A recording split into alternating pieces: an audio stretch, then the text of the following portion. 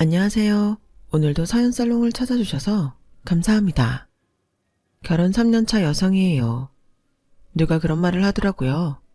세상에서 가장 불쌍한 사람은 엄마가 없는 사람이라고요. 모르긴 해도 저만큼 그 말을 뼈저리게 실감한 사람도 없을 거예요. 저는 10살 때 엄마랑 헤어진 뒤로 불과 얼마 전까지도 엄마 정을 못 받고 살아왔어요. 제가 초등학교 3학년 때 엄마가 집을 나가셨거든요.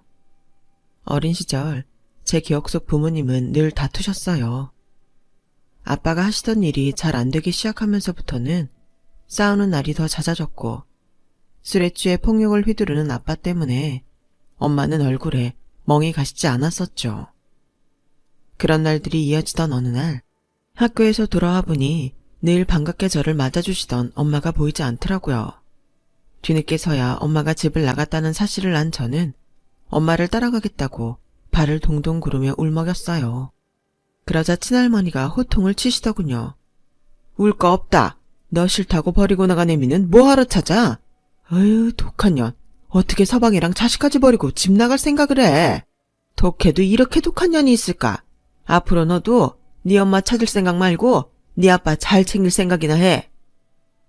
한창 부모의 보살핌을 받아야 할 나이에 엄마와 생이별을 한 저는 더 이상 집에서 어리광조차 부릴 수 없게 되었어요. 엄마가 집을 나가신 이후로 저희 집은 많은 게 달라졌어요. 가장 눈에 띄게 바뀐 건 밥상이었죠. 따뜻한 국과 찌개가 있던 자리엔 시장에서 사온 밑반찬과 김이 놓였고 그나마도 여의치 않을 땐 컵라면과 빵이 주식이 되었어요. 친구들은 급식이 맛이 없다고 투정을 부리며 남기곤 했는데 저한테는 급식이야말로 제가 먹을 수 있는 최고의 한 끼였어요. 가끔 친할머니가 김치와 밑반찬 등을 가져다 주시긴 했지만 솔직히 입에 맞지도 않고 그나마도 얼마 가지 않아 바닥이 나곤 했어요. 먹는 것 외에 빨래며 청소, 그 밖의 집안일들은 아빠가 도맡아 했었는데 아무래도 일 때문에 휴일에 몰아서 하다 보니 깨끗한 옷과 실내화를 기대하기는 힘들었어요. 그 당시 아빠 벌이가 시원치 않아서 도우미 아줌마를 부를 형편이 안 되니 어쩔 수 없었죠. 하는 수 없이 제가 어깨너머로 보고 배운 대로 세탁기도 돌리고 설거지도 했지만 어디 어른 손만 하겠어요? 친할머니는 저희 집에 오실 때마다 집안꼴을 보시고는 한 소리를 하셨어요. 아이고, 내가 못 살아. 집안꼴이 돼지우리가 따로 없네. 이놈의 기집애야. 집안꼴이 이게 뭐냐. 네 애비는 밤낮으로 돈 버느라 죽을 똥살똥하는데 딸내미가 돼선 집안 살림도 하나 못해. 내가 네 나이 땐 밥이며 빨래는 물론 어린 동생들까지 챙기고 살았다. 치애미 닮아서 치아빠 불쌍한 것도 모르는 못돼 처먹은 년 같으니라고. 애미나 딸년이나 내 새끼 등골 빼먹고 사는 것밖에 모르지. 제 딴엔 한다고 하는데도 할머니는 늘 저희 엄마까지 들먹이며 타박이셨고 그럴수록 저는 친할머니와 거리를 두게 되었어요. 다행히 얼마 뒤 아빠가 하는 일이 나아져서 벌이가 전보다 좋아지자 도우미 아주머니를 부르게 되었고 먹는 것도 전보다 나아지게 됐어요. 친할머니도 전보다 덜 찾아오셨고요. 그렇게 시간은 지나 제가 초등학교 5학년이던 어느 날 아빠가 평소와 달리 일찍 집에 돌아오셨더라고요. 그리고는 제 방에 들어와 뜬금없이 엄마가 보고 싶지 않냐고 물었어요. 제 눈치를 살피는 아빠를 보니 저도 모르게 속에 없는 말이 나왔어요. 나 싫다고 버리고 간 엄만데 내가 왜 보고 싶겠어? 그런 엄마 나도 싫어. 그러자 아빠는 어두운 표정으로 고개를 떨구고 말했어요. 혜진아, 너희 엄마 너무 미워하지 마. 엄마가 너 미워서 집 나간 거 아니야. 아빠가 미워서 그런 거지. 그리고 엄마가 너 버린 거 아니야. 아빠가 혼자 버려지는 게 두려워서 너 두고 가라고 했던 거야. 아빠의 그 말에 정신이 확 드는 것 같았어요. 그동안 엄마가 날 버렸다고 생각했는데 그게 아니었으니까요. 혜진아, 그래서 말인데 언제까지 네가 엄마 없이 살 수는 없잖아. 그래서 아빠가 엄마를 데려올까 하는데 넌 어떻게 생각해? 엄마가 온대? 언제? 혜진이가 원하면 아빠가 내일이라도 당장 데려올게. 엄마가 다시 온다는 말에 너무 기뻐서 그날 밤 한숨 못 잤어요. 그런데 네가 혜진이구나. 예쁘게 생겼네. 오늘부터 아줌마가 혜진의 엄마야. 우리 앞으로 잘 지내보자.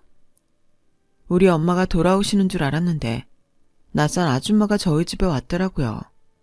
아빠가 말한 엄마는 제 친엄마가 아닌 새엄마였던 거예요. 새엄마는 저보다 3살 어린 아들을 데리고 왔는데 어찌나 장난이 심한지 집에 온 지 몇 분도 안 돼서 제 방을 난장판을 만들었어요.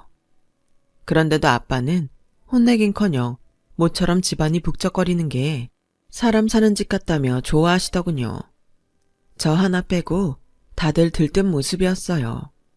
누가 봐도 다정한 가족의 모습이었죠. 그럴수록 저는 더 외로웠어요. 아빠는 몰랐겠지만 새엄마는 그리 좋은 사람이 아니었거든요. 아빠 앞에선 제게 방긋방긋 웃어주던 새엄마는 아빠가 없으면 웃음기 하나 없이 싸늘한 얼굴로 변했어요. 새엄마는 아빠가 안 계시는 낮에 집에 친구분들을 데려와 화투를 치거나 술판을 벌이셨어요. 그리고는 그럴 때마다 술주정하듯 제게 화를 내셨어요. 저기 집에만 보면 우라가 치밀어. 눈빛이 재수없단 말이야. 건방지게 눈 내리깔고 있는 것도 싫고 슬금슬금 눈치 보는 것도 짜증나. 너 하나만 없으면 우리 세 식구가 걱정 없이 살 수 있는데. 얘, 너 친엄마랑 연락은 하니? 네 엄마 보고 너 좀 데려가라고 그래. 너 때문에 집안 분위기가 우중충해진단 말이야. 아, 내 팔자야. 내가 전생에 무슨 죄를 지었길래 남의 자식까지 데리고 살아야 하냐고. 네 할머니가 그러는데 네가 그렇게 니네 엄마랑 닮았다며? 난 네 아빠가 너 볼 때마다 전차 떠올리는 것 같아서 싫어. 그냥 네가 알아서 꺼져주면 안 될까? 내 눈앞에 띄지 말란 말이야. 너만 보면 열불이 터진다고. 새엄마는 뭐가 그리 두려웠는지 아빠가 제 친엄마를 생각할까봐 전전긍긍했어요. 엄마를 닮은 저한테 화풀이를 할 정도로요.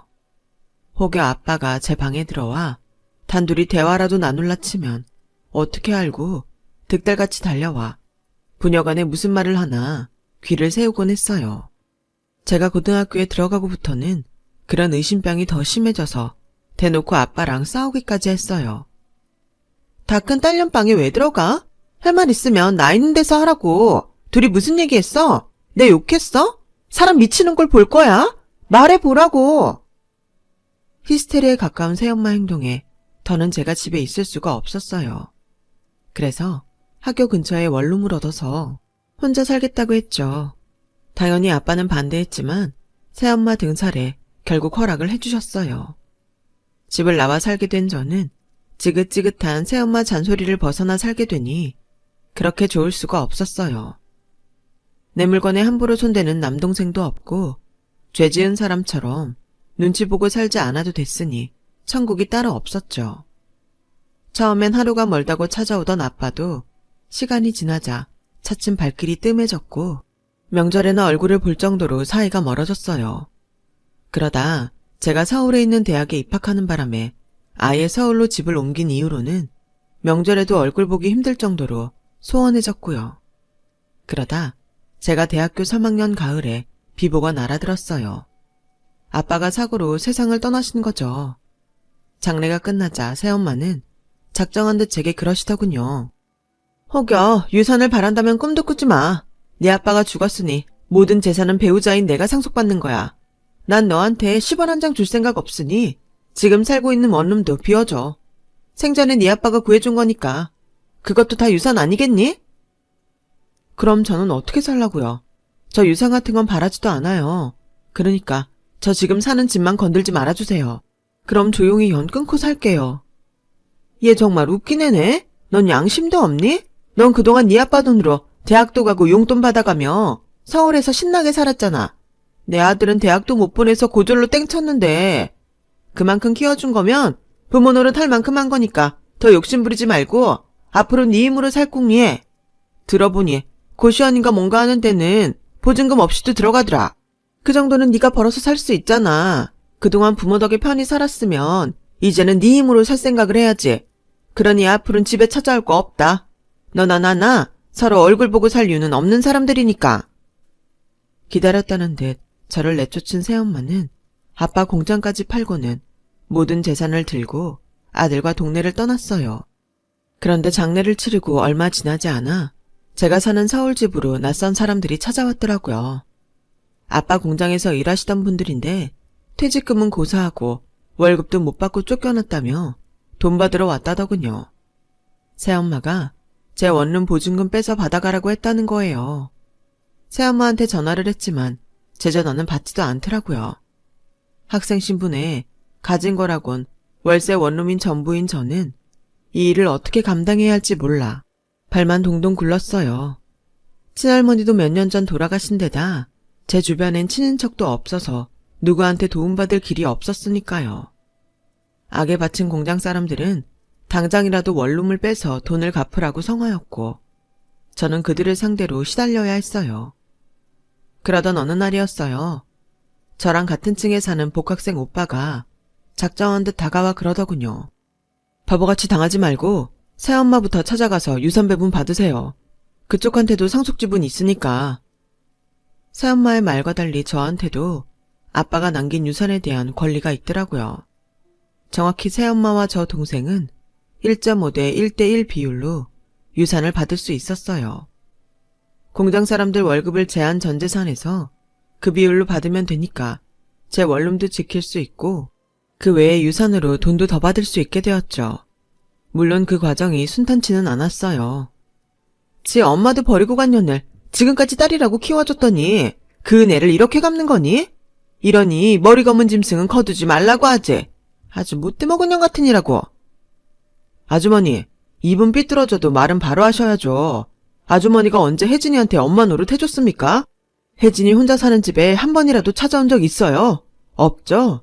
딸이라고 생각한다면 여자애를 혼자 타지에 보내놓고 나 몰라라 하면 안 되죠. 그게 무슨 부모입니까? 그리고요, 혜진이 아버지가 남긴 유산은 당연히 혜진이 몫이에요. 그걸 아줌마가 갈취한 거라고요. 한 번만 더 혜진이 앞에 나타나서 그딴 개소리 하시면 그땐 가만 안 있습니다. 법정에서 만나게 될 줄 알라고요. 그저 원룸 복도에서 몇 번 마주친 게 다였던 선배는 마치 제 보호자나 되는 것처럼 새엄마를 쏘아붙였어요. 그 덕에 돈을 안 내놓겠다고 난리를 피우던 새엄마는 결국 백기를 들었죠. 거기다 생각지도 못했던 것까지 도움을 주었어요. 혜진아, 혹시 너희 친어머니랑 만나볼 생각 있어? 전에 TV에서 보니까 걔 중에 유전자 등록을 해둔 사람들은 친부모를 찾기도 하더라고. 혹시 모르니까 너도 한번 해봐. 선배 말에 혹시나 하는 마음으로 덕분에 유전자 등록까지 해두었어요.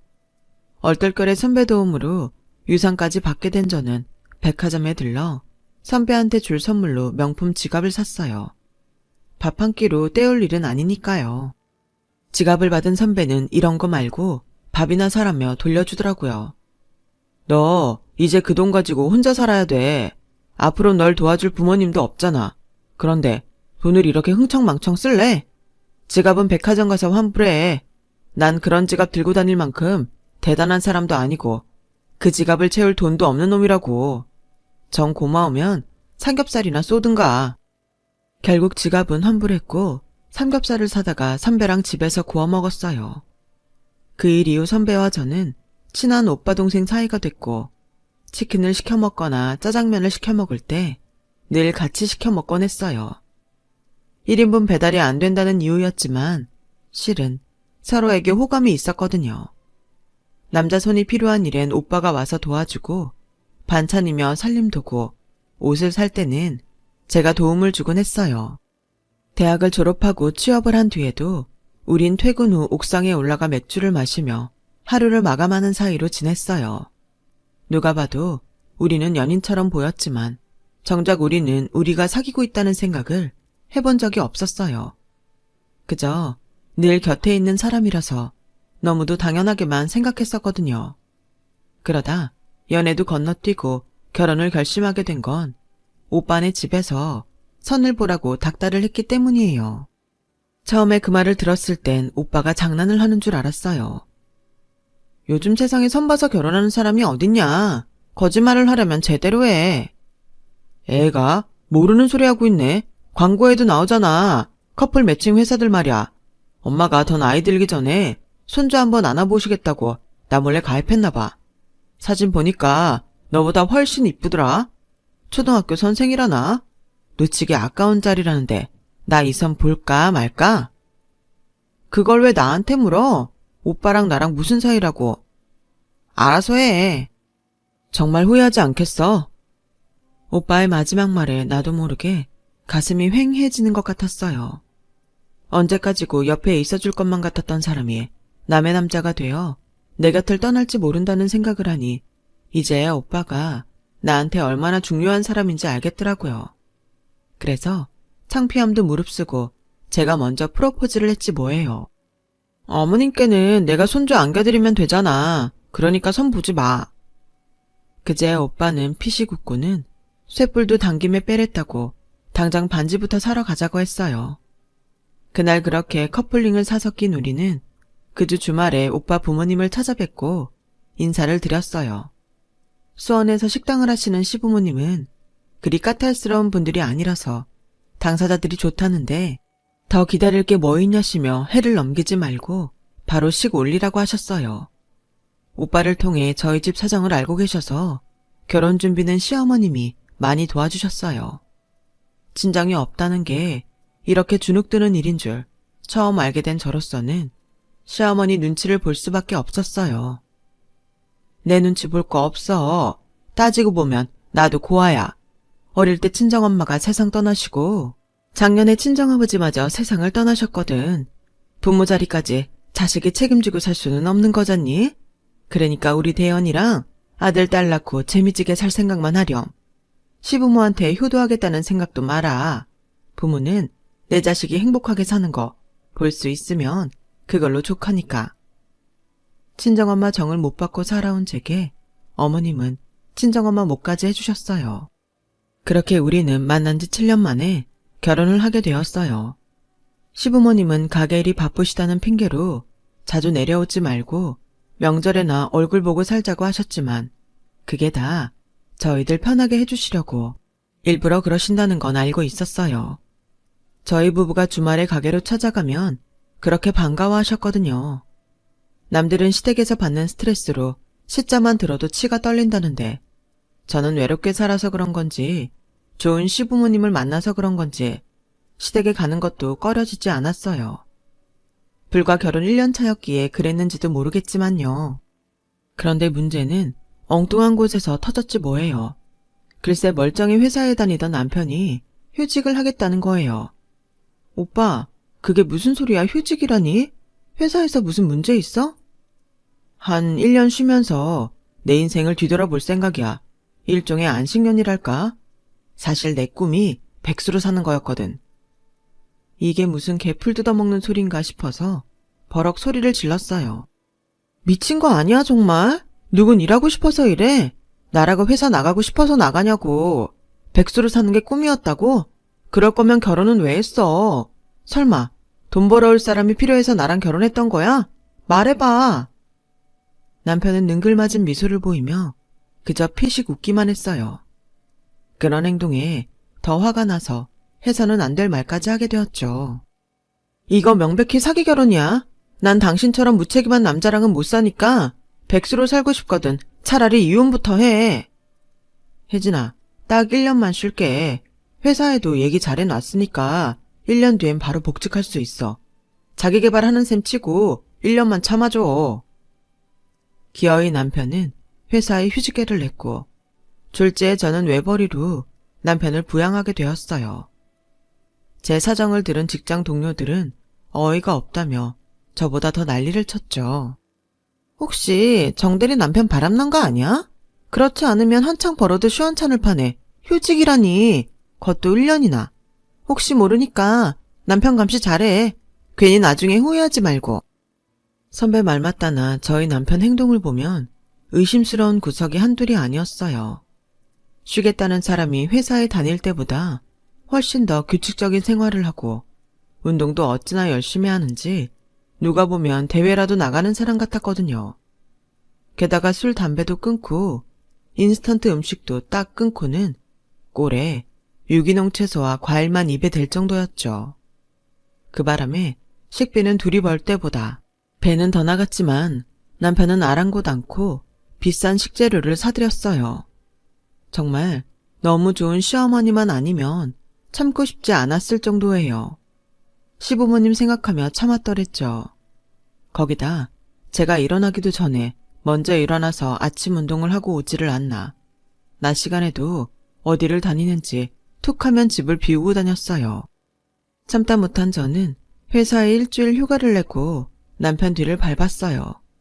그런데 며칠을 쫓아다녔지만 남편의 행동에는 별다른 이상이 없더라고요. 새벽부터 운동을 하고 몸에 좋다는 채소로 즙을 짜서 먹고 매 끼니마다 신선한 재료로 밥을 지어 먹는 것 외엔 별 일을 안 했거든요. 단지 의심스러운 게 있다면 낮 시간에 잠깐씩 병원에 들리곤 했는데 딱히 진료를 받으러 가는 것 같지는 않고 누군가 병문안을 가는 것 같았어요.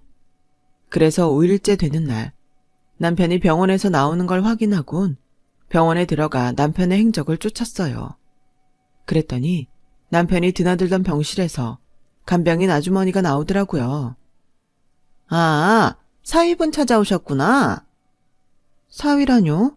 누구 사위요? 누구긴 1103호 아주머니 사위지. 요 앞에 빵집에 갔으니까 조금 있으면 올 거예요. 들어가서 기다려요. 그 말에 다리에 힘이 빠져서 한참을 벽을 짚고 서 있었어요. 남편이 나 몰래 두 집 살림을 하고 있다는 확신이 들었거든요. 그리고는 용기를 내서 1103호 병실로 들어갔어요. 2인실 병실 침상엔 젊은 여자 환자랑 중년 여성이 나란히 누워 있었어요. 간병인 아주머니가 사위라고 했으니 젊은 환자는 아닐 테고 중년 여성이 남편이 찾는 사람일 거란 생각에 곁으로 다가갔어요. 그런데 얼굴이 많이 낯익더라고요. 그래서 이름표를 봤더니 세상에 오정숙, 제 친엄마 이름이었어요. 제 발소리 때문에 잠에서 깼는지 중년 여성이 눈을 떴어요. 그리곤 제 얼굴을 살피더니 울먹이는 목소리로 제 이름을 부르더라고요. 혜진아.